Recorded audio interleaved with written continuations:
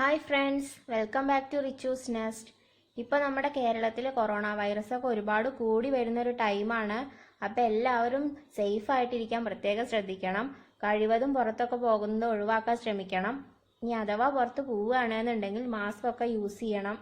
പിന്നെ ഇടയ്ക്കിടയ്ക്ക് നമ്മൾ കൈയൊക്കെ ഹാൻഡ് വാഷ് ഉപയോഗിച്ച് കഴുകാനും ഒന്നും മറക്കരുത്. നമ്മളിലൂടെ മാത്രമാണ് നമ്മുടെ വീട്ടിലുള്ള പ്രായമായിട്ടുള്ളവർക്കും കുട്ടികൾക്കും ഒക്കെ ഈ വൈറസ് ബാധ വരാനുള്ള ചാൻസ് ഉള്ളൂ. അപ്പോൾ ഇക്കാര്യം എല്ലാവരും ഒന്ന് ശ്രദ്ധിക്കണം. അപ്പോൾ ഇന്നത്തെ നമ്മുടെ റെസിപ്പി എന്താണെന്നുള്ളത് നോക്കാം. ഇന്നത്തെ റെസിപ്പി എന്ന് പറയുന്നത് ചക്ക ഉപയോഗിച്ചിട്ടുള്ള ഒരു കേക്കാണ്. ഇപ്പോൾ ചക്കയുടെ ഒക്കെ ഒരു സീസൺ ആയതുകൊണ്ട് ചക്കയൊന്നും കിട്ടാനായിട്ട് ആർക്കും ഒരു ബുദ്ധിമുട്ടൊന്നും ഉണ്ടാവില്ല. അപ്പോൾ എല്ലാവരും ഈ റെസിപ്പി ഒന്ന് ട്രൈ ചെയ്ത് നോക്കണം. എന്നിട്ട് ഫീഡ്ബാക്ക് ഒക്കെ ഒന്ന് അറിയിക്കണം.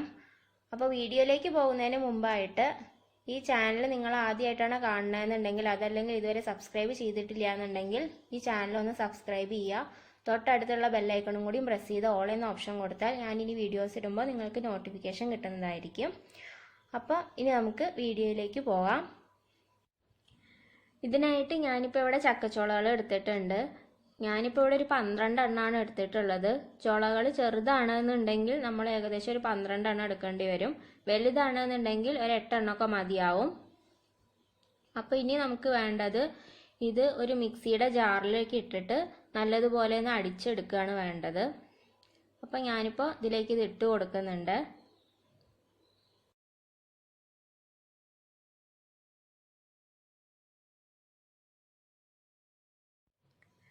ഇനി നമുക്ക് ഇതിലേക്ക് ആവശ്യത്തിന് വെള്ളവും കൂടിയും ചേർത്ത് കൊടുക്കണം. ഒരുപാട് വെള്ളമൊന്നും ചേർക്കണ്ട, വളരെ കുറച്ച് വെള്ളം മാത്രം ചേർത്താൽ മതി. എന്നിട്ട് ഇത് നല്ലതുപോലെ ഒരു പേസ്റ്റ് രൂപത്തിൽ ഒന്ന് അടിച്ചെടുക്കണം. ഞാനിപ്പോൾ ഇത് നല്ലതുപോലെ ഒന്ന് അടിച്ചെടുത്തിട്ടുണ്ട്. ഈ ഒരു രൂപത്തിലാണ് നമുക്കിത് വേണ്ടത്.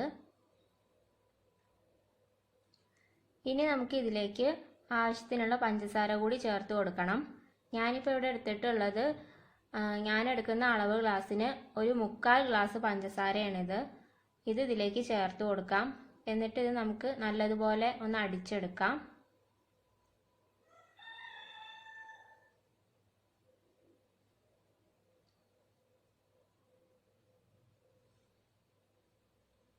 പഞ്ചസാരയും കൂടിയും ചേർത്ത് നല്ലതുപോലെ ഒന്ന് അടിച്ചെടുത്തിട്ടുണ്ട്.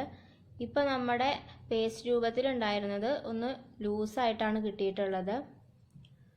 അപ്പോൾ ഇനി നമുക്ക് ഇതൊരു പാത്രത്തിലേക്ക് മാറ്റാം.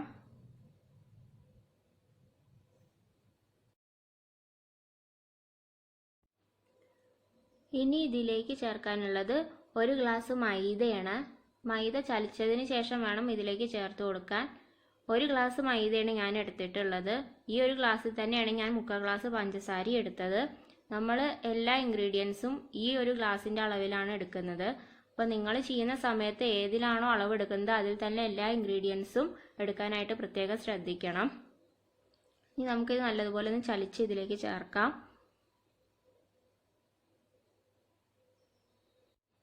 ഇനി ഇതിലേക്ക് ബാക്കിയുള്ള മൈദ കൂടി ചേർത്ത് കൊടുക്കാം.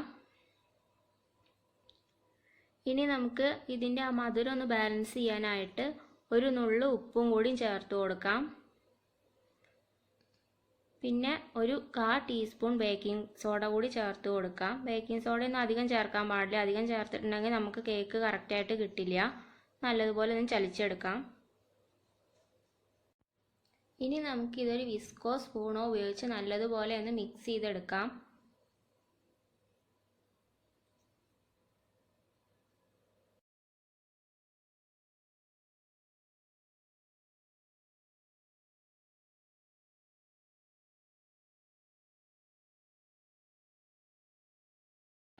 ഇതിലേക്ക് ഒരു 1/4 ഗ്ലാസ് സൺഫ്ലവർ ഓയിൽ കൂടി ചേർത്ത് കൊടുക്കാം. ഞാൻ നേരത്തെ എടുത്തിട്ടുള്ള അളവ് ഗ്ലാസ്സിൽ തന്നെയാണ് ഇതും എടുത്തിട്ടുള്ളത്. ഇതും കൂടി ചേർത്ത് നല്ലതുപോലെ ഒന്ന് മിക്സ് ചെയ്തെടുക്കാം.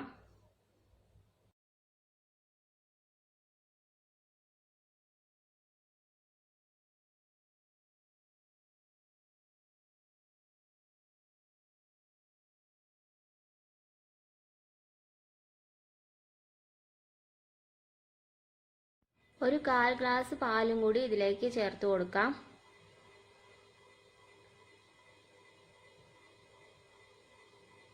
നല്ലതുപോലെ ഒന്ന് മിക്സ് ചെയ്തെടുക്കാം.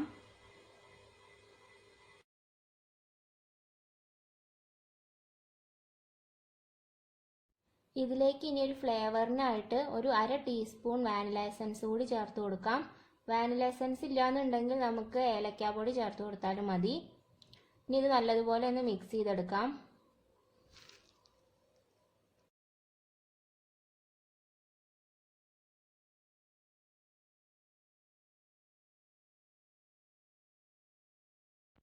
ഇപ്പം നമ്മുടെ കേക്കിൻ്റെ ബാറ്ററി ഇവിടെ റെഡിയായി വന്നിട്ടുണ്ട്.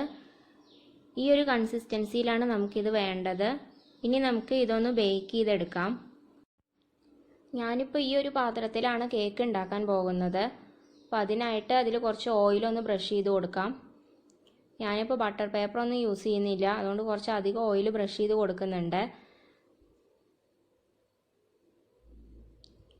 ഇനി ഇതിലേക്ക് നമ്മുടെ കേക്കിൻ്റെ ബാറ്റർ ഒഴിച്ചു കൊടുക്കാം.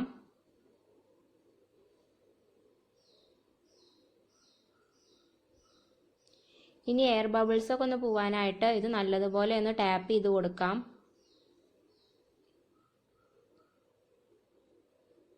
ഞാനിപ്പോൾ കുക്കറിലാണ് കേക്ക് ഉണ്ടാക്കാൻ പോകുന്നത്. ഇനി ഇതിലേക്ക് ഇതുപോലൊരു പാത്രം ഇറക്കി വെക്കുകയാണ്. ഇതിന് പകരം വേണമെങ്കിൽ ഒരു സ്റ്റാൻഡ് വെച്ചാലും മതി. ഇനി ഇത് അടച്ച് വെച്ച് ഒരു 5 മിനിറ്റ് നമുക്കിതൊന്ന് പ്രീഹീറ്റ് ചെയ്തെടുക്കാം. ഇപ്പോൾ 5 മിനിറ്റ് ആയിട്ടുണ്ട്. ഇനി നമുക്ക് ഇതിലേക്ക് നമ്മുടെ കേക്കിൻ്റെ ബാറ്റർ ഇറക്കി വയ്ക്കാം.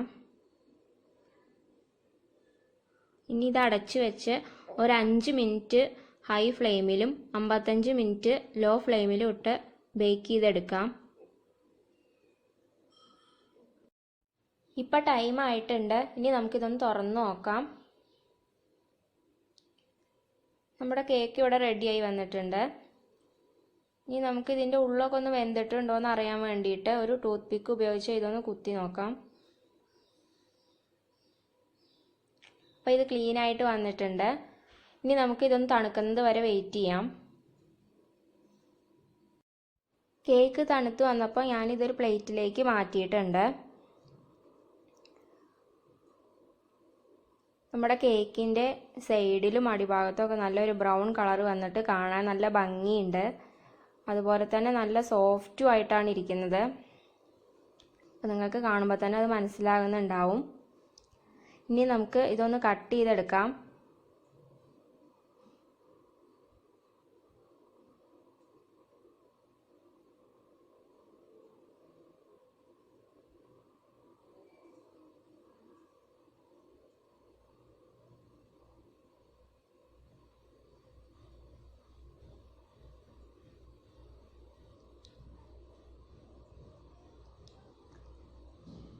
നല്ല സോഫ്റ്റ് ആയിട്ടാണ് ഇരിക്കുന്നത്.